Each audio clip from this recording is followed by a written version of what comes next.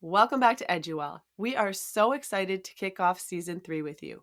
Our August episodes have become something of a tradition around here, so this season we're bringing you Appreciating August, a reflection on what it means to slow down, savor what we have, and truly be in the moment before the school year begins. This episode is all about that final stretch of summer, those last sips of slow mornings, those quiet moments where we don't check our email, and the power of choosing gratitude over hustle. Whether you're organizing a corner of your home, sitting outside with a good book, or doing absolutely nothing at all, teachers, this one's for you. Let's dive into the well. Welcome to the EdYouWell podcast, a show created for, by, and with teachers. I'm Alex. And I'm Chelsea. Our goal is to share insights and connect with fellow teachers on how to thrive both personally and professionally. Join us as we dive deep into the well of information filled with relatable tips, practical discussions, and ideas that go way beyond the classroom walls. Let's be well and do well together.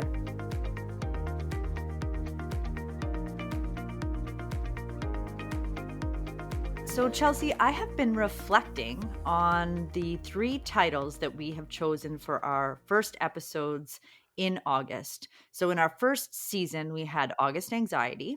Yes, we did. And our second season, we had August Anticipation.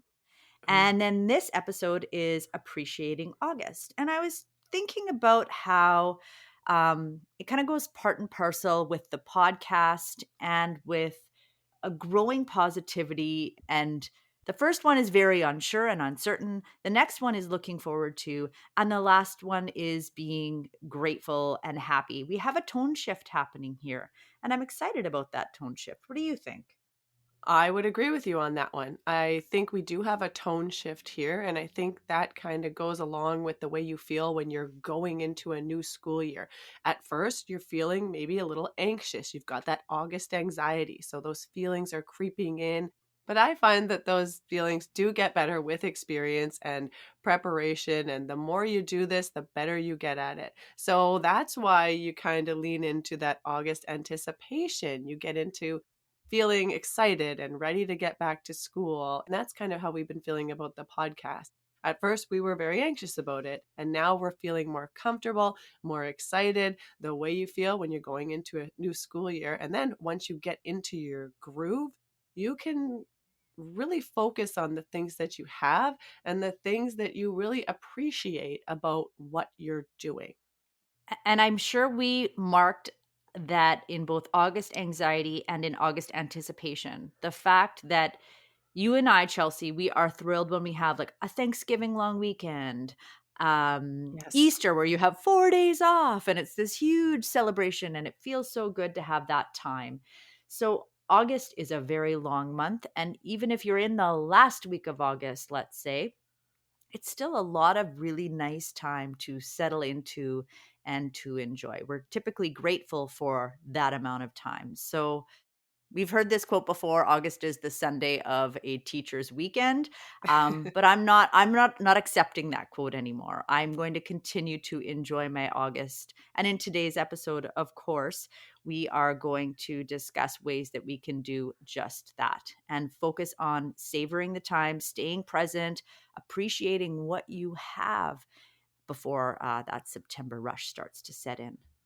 Yeah, I find that sometimes you go into your new school year and then you look back on your time off that you had in August and you realize that you spent too much of it worrying about the new school year. So you kind of learn from experience like that, and then you learn to, moving forward, really appreciate being in the moment, spending time with your family, with your friends, doing hobbies, relaxing, appreciating the weather. So that's something that we live and learn from as teachers. And it's almost like when somebody says the word August or you see it creeping up on the calendar there, you're like, it's like we're squirrels and our heads pop up and we're like, did somebody say August? And then we get that kind of edgy feeling.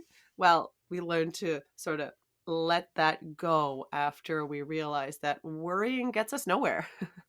So true. And to what you just said, I remember every August very early, we used to get flyers from down south, and they start school 1 or 2 weeks earlier than here in Canada. And so we would get flyers with back to school stuff. And my mom would get so mad every single time because, of course, she was a teacher. And it would do just that. It would create that really big feeling. But you can't let those exterior things rob you from what is. And so being in the moment is a great way to make sure you're enjoying everything that the time off provides to you. Yeah, that's just it. And that's the premise of our first topic here, being in the moment. So I like to say, as I've said on the podcast before, we like to say, the grass is greener where you water it. So when you're in the moment, are you looking around at what you have, and are you looking around at sort of what you're nurturing in your life and where you're putting your intentionality? Because work can become too much. Home life can become too much. There's all of these things around you, whether they are affecting you mentally or physically. And that's why really stepping back and thinking about what you have and what you can improve or appreciate can be more beneficial than just trying to get more and more and more, trying to get more time, trying to get more energy. It's more about how you can actually, sustain your energy, let's say.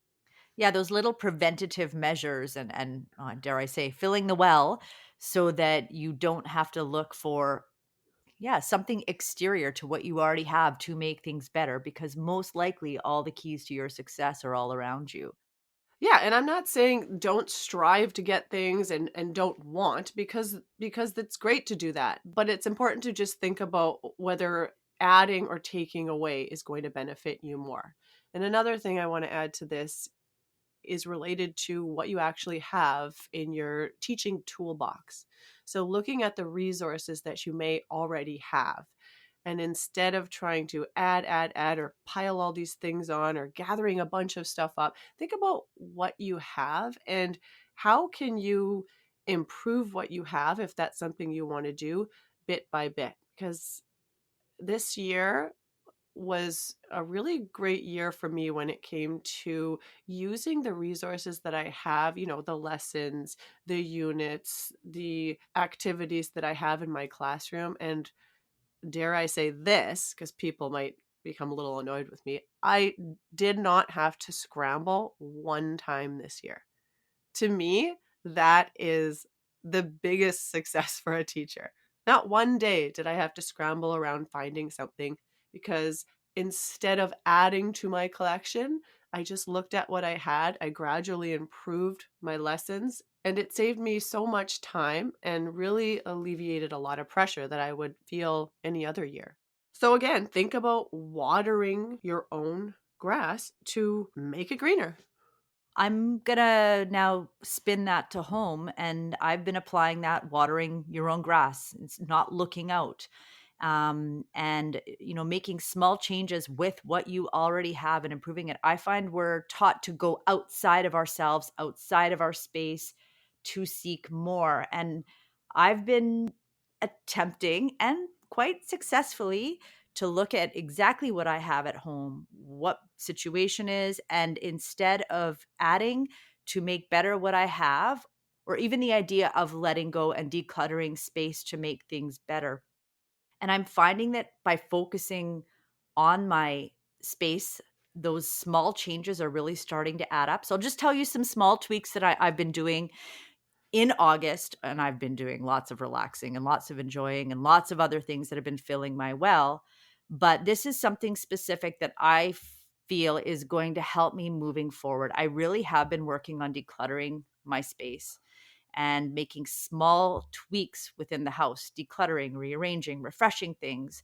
And I can see an actual shift in the flow of my house and the energy in my house. And I know it's going to pay me forward. Now, I started this a while back in June. And once the weekend would come, because I had been working so hard at it, I was building momentum. And that momentum was creating less work for me in the long run. So it was really paying itself forward.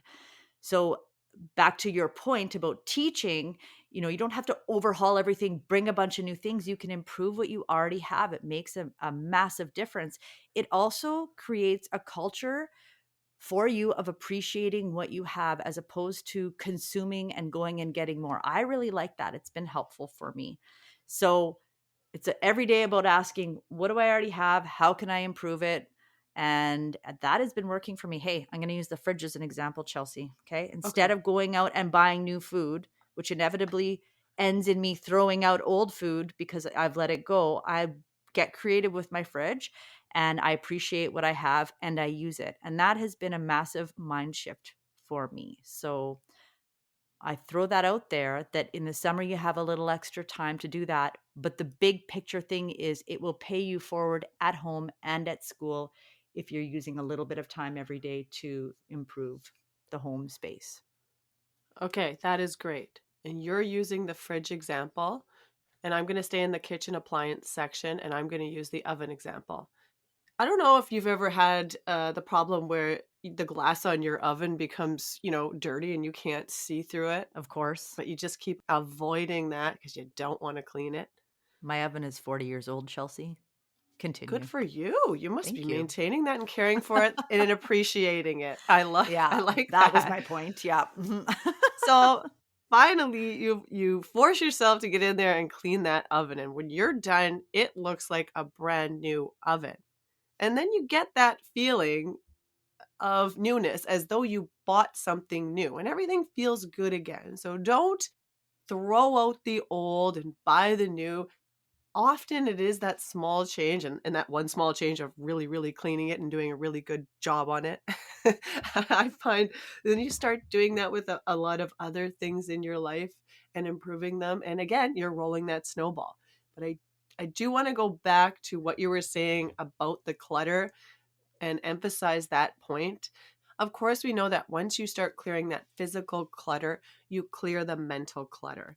And I think that that's all about making your life more efficient as well. So just like what you said, you find that your all of these other areas are improving because now you don't have that on your mind, you don't have that in your sight, and then you have all of these systems in place, and that frees up time and energy. So, bottom line is, once you start doing those things, your life becomes more efficient. And who doesn't love efficiency? Teachers love efficiency. Yeah, it's a front end load of work, but it saves you work and gains you calm and time in the long run. And so that is a beautiful thing. I'm not one of those people who has put a lot of time and effort into getting systems into place. And I've not been good at decluttering. I have to really force myself. But as I am doing it, I'm understanding why other people in my life have valued it and encouraged me to do it or do it themselves. Right. So I'm widening my scope and I think it is a valuable thing. And that's why this made it into the podcast because we've both seen the results. That's right. And once you do all that work and you see what you've accomplished, you don't want to go back to where you were before. So that gives you the push to maintain. A couple of examples on how to do this is to just clear off one surface that maybe you've been ignoring and get those results. Maybe you're bored with your walking route. Well, change it up a little bit. Maybe you need to repurpose something old in your house or in your classroom. I've done that several times too. So you don't have to, redesign the whole room, let's say, if we're using design as an example. Get some spray paint, clean something up, and you might find that it makes you feel really good. Yes, systems and efficiency. So, Chelsea, in past seasons, we have talked about what our goals have been for the year. And I am wondering if thus far you have started reflecting about what your major and minor goals are for the upcoming school year. Always. I have always done my reflecting by now. I start that in May and June towards the end of the year. And I always start thinking about, okay, what am I going to do better next year? But honestly, I was very happy with the goals I set in this last school year of one, being more intentional in certain areas at work and at home. And the second one was also reframing my stress and getting uncomfortable, but seeing those experiences as a challenge rather than a feat. So I know I keep saying it, but I really enjoyed my past teaching year. And I know that I enjoyed it more because I had those systems in place, because I was more intentional with my time, with my energy, with my health, and I'm very satisfied. So I'm going to continue doing that because of course I believe that everything we discuss here on EdYouWell will help us be well and do well at home and at school. All right, let's go to you. What are your goals this year, Alex? Chelsea, overall, my goal harkens back to something that we just mentioned.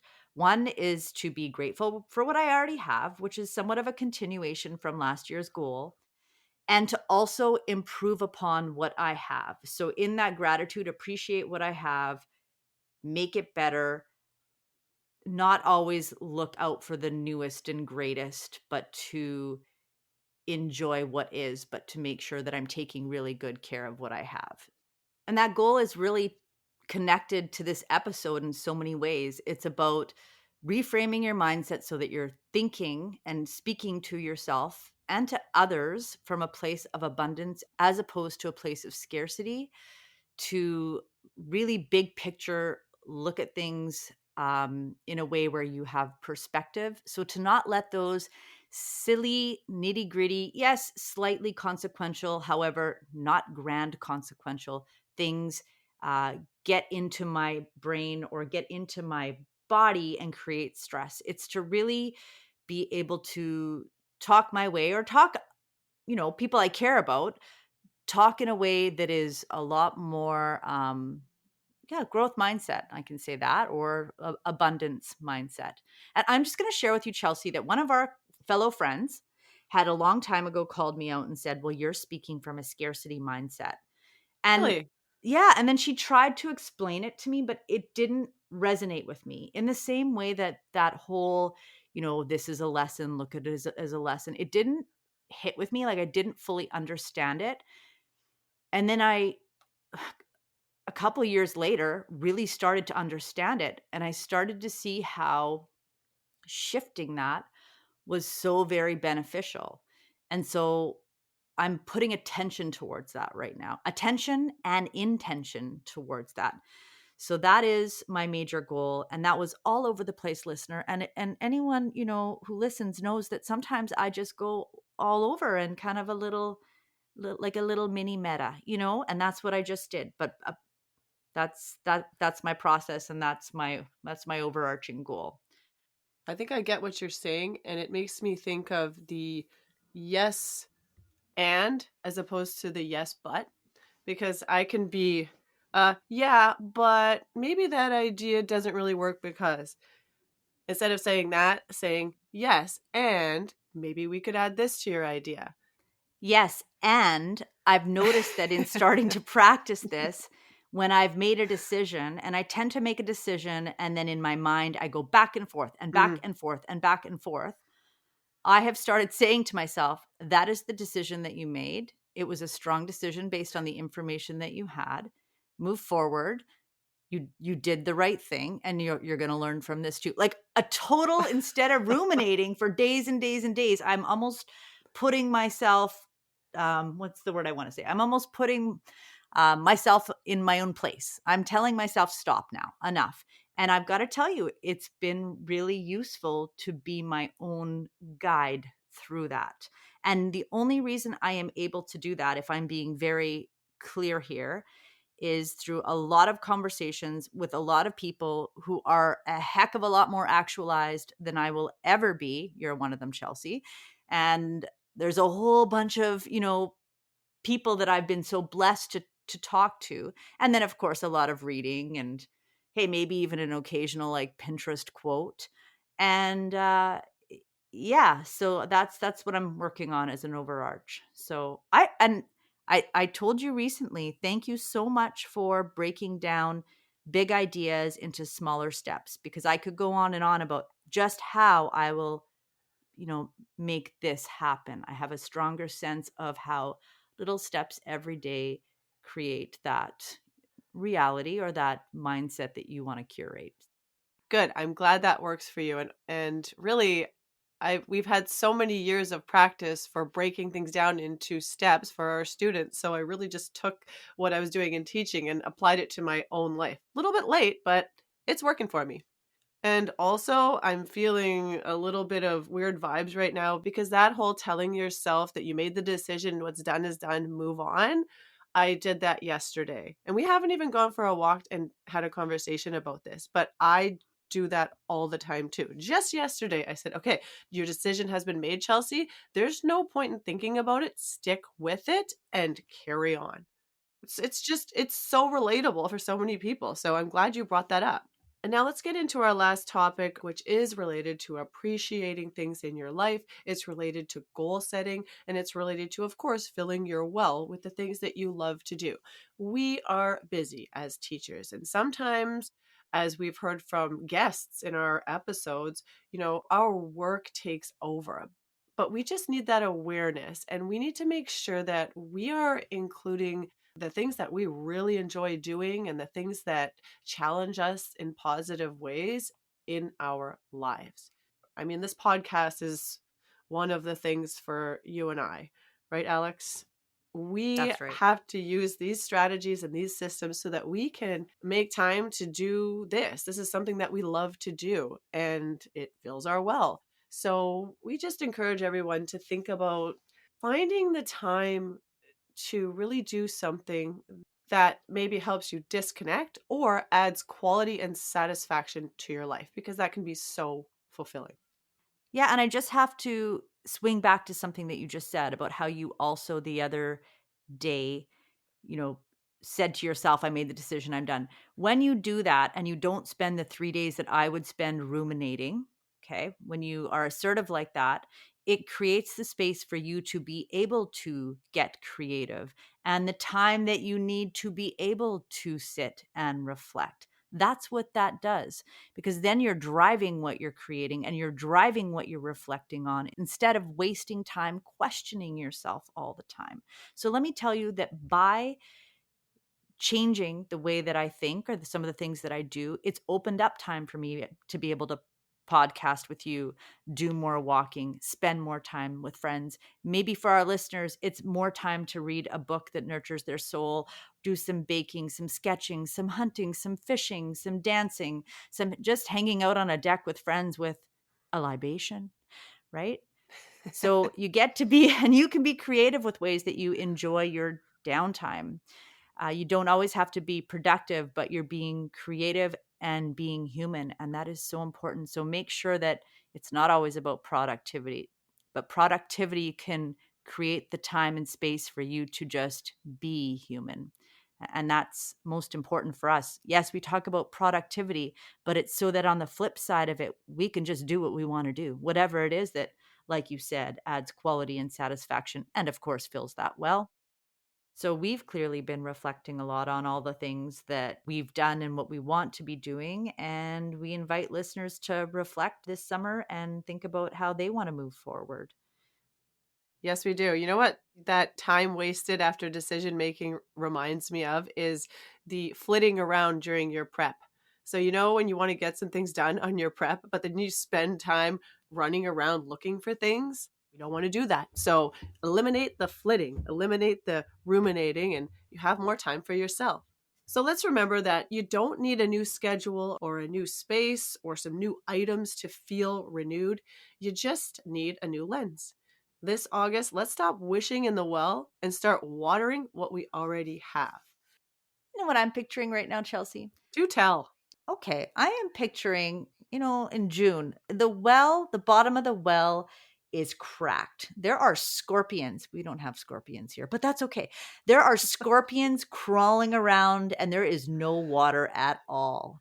Now we've enjoyed July and now we're deep into August and the well is filling up. But after listening to this episode, perhaps you're taking the garden hose, you're bringing it out and you're just turning it on full blast and adding water to that well.